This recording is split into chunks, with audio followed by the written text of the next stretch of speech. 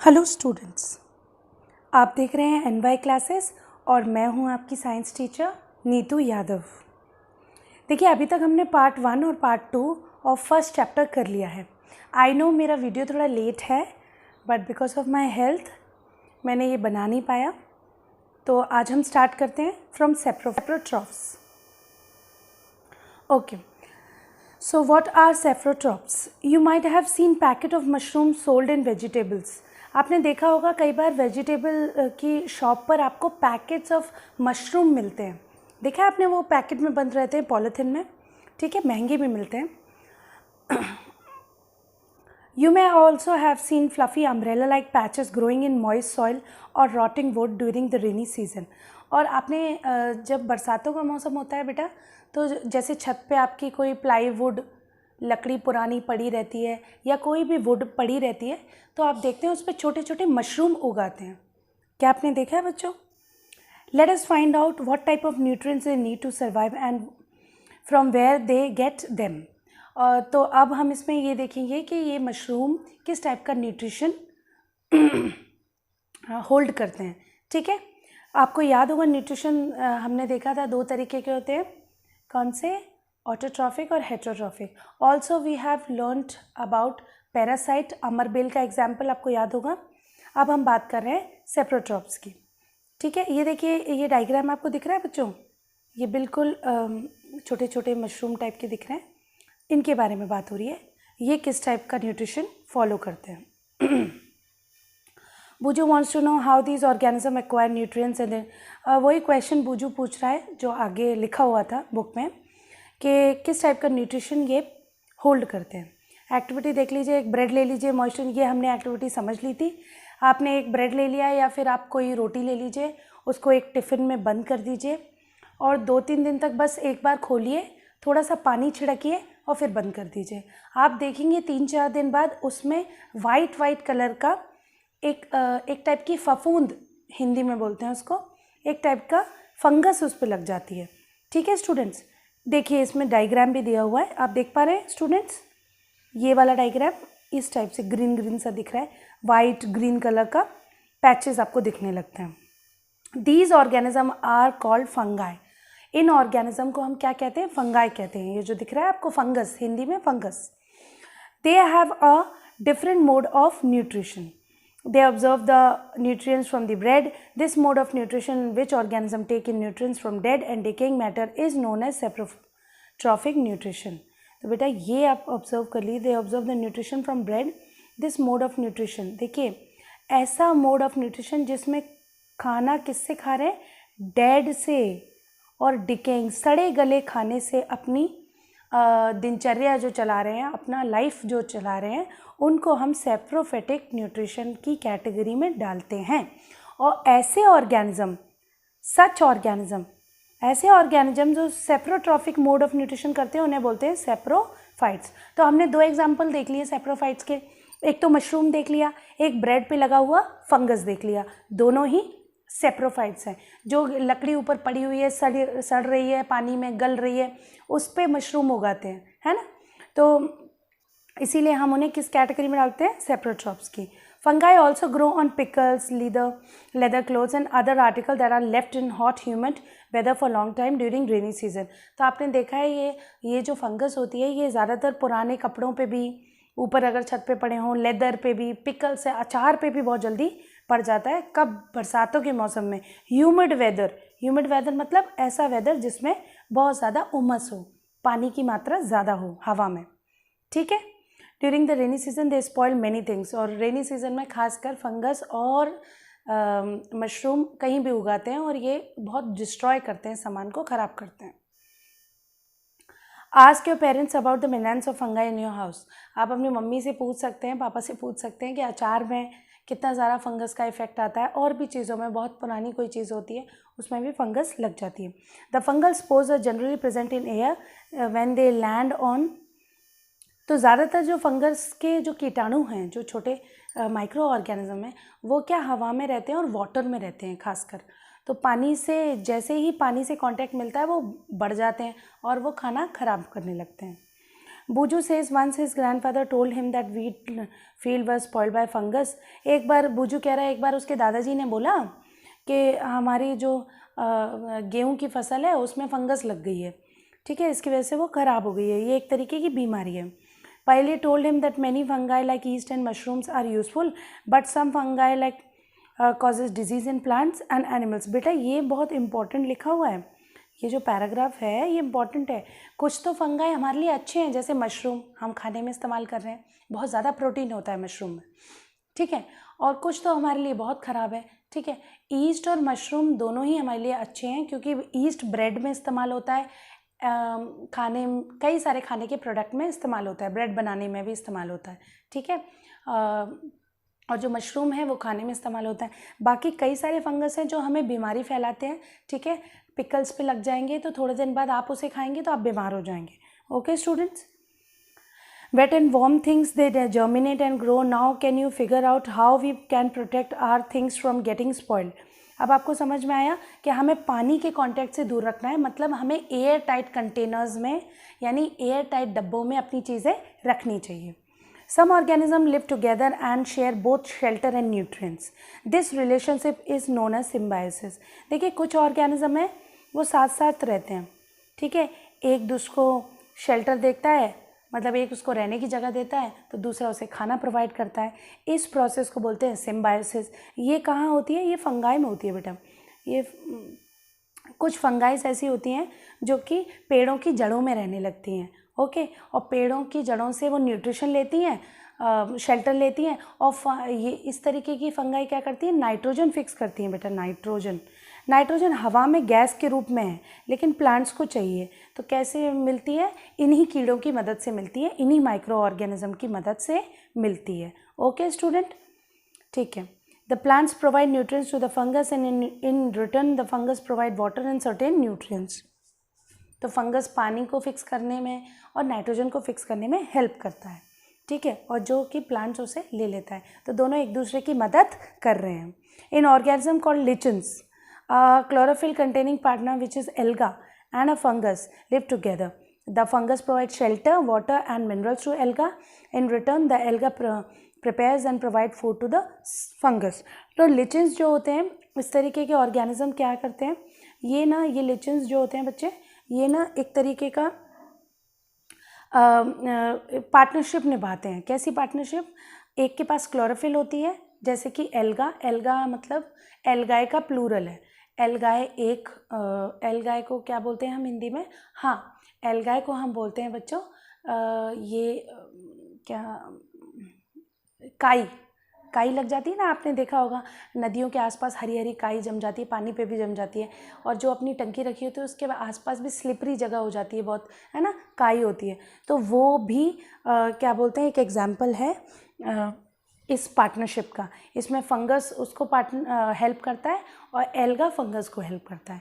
Okay students, चलिए. In return the alga prepares food for them. फिर देखिए क्या लिखा है, how nutrients are replaced in soil. देखिए न्यूट्रिशन सॉइल में कैसे पहुंच जाते हैं, ठीक है, कोई इंजेक्शन तो लगाता नहीं है ना मिट्टी में, तो ये न्यूट्रिएंट्स कैसे प्रोवाइड होते हैं? देखिए सॉइल में बहुत सारे न्यूट्रिएंट्स होते हैं बच्चे, हैं, देख लेते हैं क्या लिखा है. Have you seen farmers spreading manure and fertiliser in the field and gardening in the lawns? Do you know why this have done? देखिए आपने देखा होगा कई फार्मर्स खाद का यूज़ करते हैं, खाद, मैन्योर और फर्टिलाइज़र. मैन्योर नेचुरल खाद होती है, जैसे कि गाय का गोबर, है ना, पुराने प्लांट्स के जो सूखे हुए पत्ते हैं उनको इकट्ठा करके रखना, वो भी मैन्योर का काम करता है. और फर्टिलाइज़र होती है, बोरियों में आती है, थोड़ी थोड़ी चीनी टाइप की दिखती होगी, आपने देखा होगा अगर गांव में, तो वो ना उसको प्लांट्स के ऊपर ऐसे डाल देते हैं खेतों में, जिसकी वजह से प्लांट्स को न्यूट्रिशन मिलता है, ठीक है. You learn that plants absorb minerals and nutrients from the soil, so their amount in the soil keeps on declining. Fertilizer and manure contains nutrients such as nitrogen, phosphorus, potassium. These nutrients need to be added from time to time to enrich the soil. We can grow plants, keep them healthy if we can fulfill the nutrient requirement of plant. तो वो कह रहे हैं कि plant जब धीरे धीरे खेतों में बार बार फसल लगती है, बार बार प्लांट्स लगते हैं तो क्या होता है, प्लांट्स सारा न्यूट्रिशन खींच देते हैं, धीरे धीरे सॉइल बेकार होती जाती है। तो सॉइल की दोबारा न्यूट्रिशन को, जो न्यूट्रिएंट्स हैं उनकी पावर को वापस लाने के लिए हमें मैन्योर और फर्टिलाइज़र का इस्तेमाल करना पड़ता है। ओके स्टूडेंट्स, ज़्यादातर मैन्योर में क्या पाया जाता है, ज़्यादातर मैन्योर में नाइट्रोजन, पोटेशियम और फॉस्फोरस पाया जाता है। ओके स्टूडेंट्स, चलिए, usually crop plants absorb a lot of nitrogen and the soil become deficient in nitrogen. ठीक है, you learn that through the nitrogen gas is available in plenty in air, plants can not use it in manner they can use carbon dioxide. तो बोल रहे हैं plants में nitrogen की बहुत importance है बच्चों, प्लांट्स को नाइट्रोजन चाहिए ही चाहिए, लेकिन नाइट्रोजन हवा में है। मैंने अभी आपको एक एग्जांपल बताया था, प्लांट्स हवा में से तो नाइट्रोजन ले नहीं सकता क्योंकि वो कार्बन डाइऑक्साइड लेता है। तो नाइट्रोजन कैसे उसे मिलेगी, by the help of these bacterias, small small micro organism like rhizobium. ये देखिए नाम लिखा हुआ है, मैं अंडरलाइन कर लेती हूँ, राइजोबियम बैक्टीरिया। ये नाइट्रोजन को फिक्स करने में बहुत बहुत ज़्यादा हेल्प करता है। Okay students, Rhizobium can take atmospheric nitrogen, convert it into usable form, but rhizobium cannot make its own food, so it often lives in the roots of gram, peas, moong, beans and other legumes and provide them nitrogen.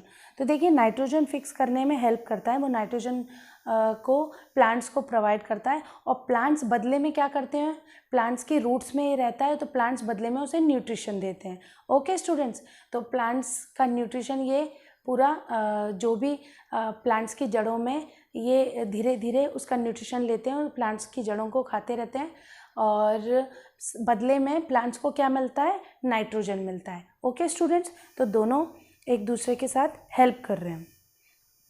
सो दस they have a symbiotic relationship. तो इतना समझ में आ गया, इनमें कौन सा relationship है, सिम्बायोटिक, जो अभी हमने सिम्बायोसिस पढ़ा था, है ना, जो लिचेंस में हो रहा था। तो ये सिम्बायोटिक रिलेशनशिप है, एक दूसरे की हेल्प करना। They can reduce the use of nitrogen fertilise where legumes plants are grown, most of the pulses are obtain from leguminous plants. तो जितने भी ज़्यादातर लेग्यूम्स प्लांट जो होते हैं उसमें नाइट्रोजन की बहुत ज़रूरत है, जैसे कि दालें, उनमें बहुत ज़रूरत है नाइट्रोजन की। तो ज़्यादातर उनकी जड़ों में ऐसे राइजोबियम बैक्टीरियाज रहते हैं और नाइट्रोजन देते रहते हैं। In this chapter you have learned that most of the plants are autotrophic and only a few plants are parasitic and saprotrophic. They derive nutrition from other organisms. All animals are categorized as heterotrophs since they depend on plants and other animals for food. Can we say that the insectivorous plants are partially heterotrophs? बिल्कुल। देखिए इस अब ये last paragraph में क्या लिखा है, इतने पूरे पैराग्राफ में यहाँ से लेकर यहाँ तक उन्होंने लिखा है कि इस चैप्टर में आपने पढ़ा कि प्लांट्स ऑटोट्रॉफिक होते हैं, मतलब अपना खाना खुद बनाते हैं। कुछ प्लांट्स इंसेक्टिवोरस भी होते हैं, जैसे कि हमने देखा था संड्यू था, और कुछ और प्लांट्स थे एग्जाम्पल्स जो हमने देखे, वो प्लांट्स क्या करते थे, वो ऑर्गेनिज्म को खा लेते थे, है ना, तो वो इंसेक्टिवोरस थे। कुछ हमने और भी टर्म्स पढ़ी जैसे पैरासिटिक, सेप्रोफाइटिक, है ना, ये भी शब्द हमने पढ़े थे और ये इम्पॉर्टेंट है। ठीक है, अब हमने ये भी देखा कि हेटेरोट्रॉफिक एनिमल्स ज़्यादातर क्या होते हैं, ज़्यादातर एनिमल्स हेटेरोट्रॉफिक होते हैं। ओके स्टूडेंट्स, हेटेरोट्रॉफिक कौन से, जो दूसरों पे डिपेंड करते हैं, खुद से खाना नहीं बना पाते वो, क्यों, क्योंकि उनके पास फोटोसिंथेसिस नहीं होती है। अच्छा, उनके पास क्लोरोफिल नहीं है। समझ में आया बच्चों? तो अब उन लास्ट में क्वेश्चन उन्होंने पूछ लिया है कि can you say that insectivorous plants are partial heterotrophs. क्या इंसेक्टिवोरस प्लांट्स हेटेरोट्रॉफिक हैं? बिल्कुल हेटेरोट्रॉफिक हैं बेटा। वो बिल्कुल भी उनके पास क्लोरोफिल नहीं है, वो तो किसी इंसेक्ट का इंतज़ार करते रहते हैं जो उनके पत्तों पे बैठे या फ्लावर पे बैठे और फिर वो बंद कर देते हैं फ्लावर या पत्ते को, उसके बाद उसमें कीड़ा मर जाता है ना। तो वो क्या है, वो पार्शियली हेटेरोट्रॉफ्स हैं। ओके स्टूडेंट्स, चलिए कीवर्ड्स आप लोग देख लेंगे बच्चों। Now we'll talk about fill-ups. Green plants are called dash since they synthesize their own food. तो green plants are called autotrophic, है ना। The food synthesized by plant is stored as starch. Food जो भी store होता है plants में, उसे हम किस फॉर्म में स्टोर करते हैं, स्टार्च फॉर्म में। In photosynthesis, solar energy is absorbed by the pigment called chlorophyll, है ना। सोलर एनर्जी तो क्लोरोफिल उसको स्टोर कर रहा था। During photosynthesis plants take in dash and release dash. कौन सी गैस लेता है, CO2 लेता है एंड ऑक्सीजन रिलीज करता है। Okay student, a parasitic plant with yellow cylinder and branched stem, कौन सा था प्लांट बेटा? अमरबेल था ना। A plant that is partially autotrophic, ऐसा प्लांट जो पार्शियली ऑटोट्रॉफिक है, हमारा सनड्यू ले लीजिए, है ना, इंसेक्टिवोरस प्लांट, आप इंसेक्टिवोरस भी लिख सकते हैं। The pores through which leaves exchange gases, आपको पता है छोटे छोटे पोर्स होते हैं जो हवा को एक्सचेंज करते हैं, उन्हें हम स्टोमेटा कहते हैं। ओके स्टूडेंट्स, आंसर आपको पता चल गया। Cuscuta is an example of, बताइए कस्क्यूटा किसका एग्जाम्पल है? Cuscuta is an example of parasite, the plant which trap and feed on insect, बताइए पिचर प्लांट, है ना, इंसेक्टिवोरस था। और देखिए मैच कर लेते हैं थोड़ा सा, मैच द फॉलोइंग में देखिए क्या मैच है। क्लोरोफिल क्या है? लीव्स में पाई जाती है, लगा देते हैं। नाइट्रोजन क्या है? नाइट्रोजन राइजोबियम फिक्स करता है। कस्क्यूटा का है एक तरीके का, कस्क्यूटा एक तरीके का पैरासाइट है ना। एनिमल क्या है? हेटरोट्रॉप्स हैं, खुद खाना बनाते हैं, वो खुद खाना नहीं बना पाते हैं। और इंसेक्ट क्या है? Insect is actually pitcher plant पे बैठते हैं और पिचर प्लांट उसे खा लेता है।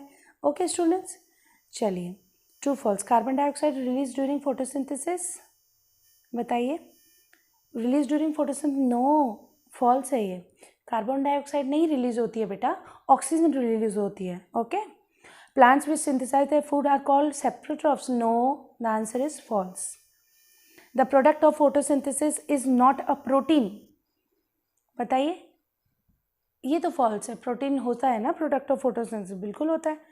Solar energy is converted into chemical energy during photosynthesis, बिल्कुल ड्यूरिंग फोटोसिंथेसिस ट्रू है इसका answer, solar energy is converted into chemical energy. बाकी के क्वेश्चंस आपको एनसीईआरटी में मिल जाएंगे और वो क्वेश्चंस आपके स्कूल में कराए जा रहे होंगे। और आपको वीडियो अच्छा लगा हो तो लाइक करें, सब्सक्राइब माय चैनल